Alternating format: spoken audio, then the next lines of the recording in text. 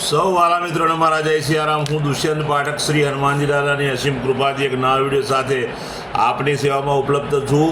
તો આજનો ઉપાય આ વિષયની અંદર તારીખ છે 12મી જુલાઈ 2026 ને રવિવારનો દિવસ. પંચાંગની જો વાત કરું તો જ્યેષ્ઠ મહિનો કૃષ્ણ પક્ષ ચાલી રહ્યો છે. રોહિણી નક્ષત્ર, વૃદ્ધિ યોગ, વૃષભ રાશિનો ચંદ્ર અને મિથુન રાશિનો સૂર્ય છે. અશુભ સમયની જો વાત કરું તો યમઘંટ બપોરે 12:33 શરૂ થઈ 2:13 સુધી છે અને રાહુકાળ સાંજે 5:34 7:15 સુધી છે. આ બંને અશુભ સમય કહેવાય. અશુભ સમયની અંદર કોઈ પણ પ્રકારનું શુભ કાર્ય અને શુભ યાત્રા ના થાય. શુભ કાર્ય શુભ યાત્રા કરવા માટે કોઈ સારું ચોગડિયું, કોઈ સારું મુહૂર્ત લેવાનું, જેમાં ઉત્તમ અભિજીત મુહૂર્તનો સમય બપોરે 12:06 થી 12:59 બધી છે. તો આ સમયની અંદર તમે કોઈ પણ પ્રકારનું શુભ કાર્ય કરી શકો અને શુભ યાત્રા પણ કરી શકો. ભલા મિત્રો, હવે વાત કરીશું આજના ઉપાયની. તો આજના ઉપાયમાં વહેલી સવારે સ્નાન કરવા બેસો. નાવાના પાણીની અંદર 3 ચમચી જેટલી હળદર પધરાવવાની. હળદર પાણીમાં મિક્સ કરી દેવાની. તે જ પાણીથી તમારે સ્નાન કરવાનું છે. સ્નાન કરવા બેસો ત્યારે ચોખ્ખું પાણી ઉમેરી શકાય. સાબુ અને શેમ્પૂનો ઉપયોગ પણ કરી શકાય. સ્નાન પતી ગયા પછી વસ્ત્ર ધારણ કરી અને ત્યાર પછી ઘીનું તિલક કપાળમાં અને નાભી પર કરવાનું છે.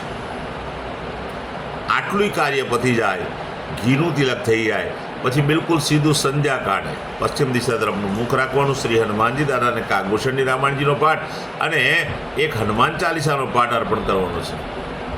આ 2 કાર્ય પતી જાય રાત્રે સૂતા પહેલાં પોતાની જ પથારીમાં બેસવાનું. પલાઠી વળવાની. ઓમ કૃષ્ણાય વાસુદેવાય હરે પરમાત્માને પ્રણત ક્લેશના સહાય ગોવિંદાય નમઃ.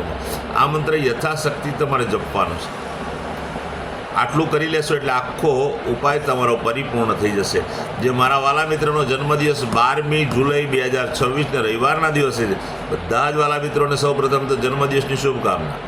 શ્રી હનુમાનજી દાદા તમારી મનોકામના પૂર્ણ કરે, બલબુદ્ધિ વિદ્યા આપે અને તમારું અને તમારા પરિવારનું રક્ષણ કરે.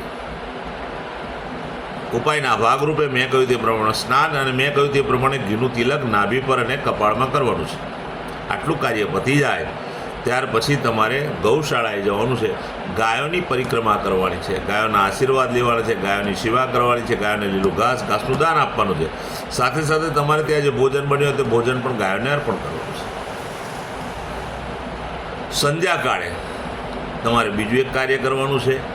કોઈ પણ ભણતા વિદ્યાર્થીને વિદ્યાની સામગ્રી, નોટબુક છે, પેન છે, દફતર છે, સ્કૂલ ડ્રેસ છે, તમે દાન કરી શકો. સાથે સાથે ઘીમાં બનેલી મીઠાઈ સૂર્યાસ્ત થતાં પહેલાં નાના બાળકોને, જરૂરિયાતમંદ લોકોને, શ્રમિકોને અને તમે વડીલોને આપી શકો. આટલું કરી લેશો તમારો ઉપાય બહુ સુંદર રીતે પરિપૂર્ણ થશે. આખું વર્ષ ઉત્તમ રીતે પસાર થશે. તમારી મેરેજ એનિવર્સરી 12/7/2026 અને રવિવારના દિવસે આવી છે. તેવા બધા જ વાલા મિત્રો સવારે સ્નાન કરવાનું. સ્નાન કર્યા પછી વડીલોના ચરણ સ્પર્શ કરવાના. વડીલોને જ ભેટ આપવાની છે. વડીલોના આશીર્વાદ લેવાના છે. વડીલોના આશીર્વાદ લીધા પછી વડીલોને ભેટ સ્વરૂપે તમે ગમે તે આપી શકો. ત્યાર પછી ગૌશાળાએ જવાનું. ગૌશાળાએ જઈ ગાયોની સેવા કરવાની. ગાયોની પરિક્રમા કરવાની. પતિ અને પત્ની બંને ગાયોને લીલું ઘાસનું દાન આપવાનું છે અને તમારે ત્યાં ભોજન બન્યું તે ભોજન પણ ગાયોને અર્પણ. બસ આટલું કાર્ય પતી જાય ત્યાર પછી કોઈ પણ વૃદ્ધાશ્રમ, અનાથાશ્રમ, વિધવા આશ્રમ, જરૂરિયાતમંદ લોકોને, શ્રમિકોને, બ્રાહ્મણોને તમારે ભરપૂર સીધું આપવાનું છે. સીધું આપવાનું મતલબ દરેક સામગ્રી, લોટ છે, ચોખા છે, દાળ છે, મરી, મસાલા, તેલ, ઘી સાથે, ગોળ સાથે, શાકભાજી સાથેનું સીધું તમે આ દાન કરજો. ઉત્તમ પરિણામ આખું વર્ષ તમને મળશે. તો વાલા મિત્રો, મારા બધા જ વિડીયો યુટ્યુબ પર હોય છે અને મારી યુટ્યુબનું ચેનલનું નામ છે દુષ્યંત પાઠક. પ્રાર્થના કરું છું મારી ચેનલને સબસ્ક્રાઈબ કરજો અને બેલ આઇકન અવશ્ય દબાવો. સાથે સાથે નિયમિત હું એક વિડીયો મૂકું છું. જો તમે બેલ આઇકન દબાવેલો હશે તો તરત જ તમારા મોબાઈલ પર મારો વિડીયો આવી જશે. તમે મારો વિડીયો તરત જ જોઈ શકશો, ઉપાય પણ કરી શકશો. એટલે મારી ચેનલને સબસ્ક્રાઈબ કરજો અને બેલ આઇકન અવશ્ય દબાવો.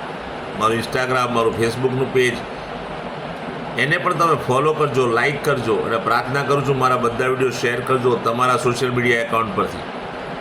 કોઈ સંઘર્ષમાં ફસાયેલો વ્યક્તિ એને માર્ગ જડશે એટલે પ્રાર્થના કરું છું કે તમે મારા વિડીયોને શેર કરજો.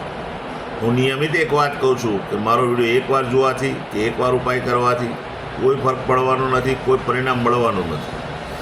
નિયમિત મારા વિડીયો જોશો, નિયમિત ઉપાય કરશો તો તમે તમારા જીવનમાંથી સંઘર્ષમાંથી બહાર આવી જશો. તો પ્રાર્થના કરું છું ઉપાય જુઓ, જાતે ઉપાય કરી અને જાતે પરિણામને જુઓ. આપ સૌને મારા સીતારામ.